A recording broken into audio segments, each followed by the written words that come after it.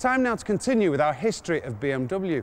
Earlier we saw the revolution begin, but how did it progress to become one of the world's favourite prestige manufacturers? After the success of cars from the New Class range and the 3 Series, BMW had confirmed themselves as manufacturers of great sporting saloons.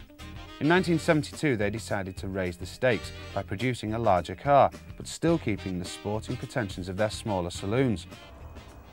But the company weren't prepared to rest on their laurels, oh no. Alongside such staples like the 3 Series and the 5 Series, the company were developing limited edition performance cars, such as this, the rarer than rocking horse, the beautiful M1. The rarest of modern BMWs was manufactured from 1979 to 1980 by Bauer, using an Italian-made space frame chassis based on the 1972 turbo concept car. The M1 was the first car produced by BMW Motorsport. Originally released in 1978, the M1 experienced production problems that kept it from international competition until the car was no longer competitive and it was scrapped. Giugiaro designed the M1 was all Italian in look and feel, but with a great BMW engine wailing away at the back. It had a 3.5-litre straight-six engine developing 277 brake horsepower. It'd go 162 miles per hour and from 0 to 60 in 5.6 seconds. Impressive by today's standards. This was 1979.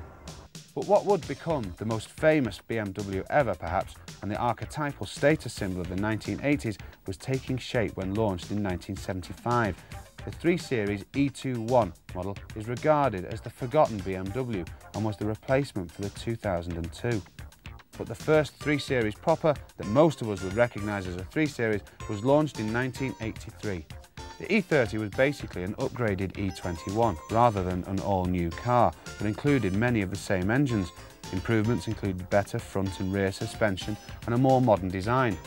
But BMW's desire to keep their cars fresh and at the forefront of automotive design meant that an all-new car came along in 1990.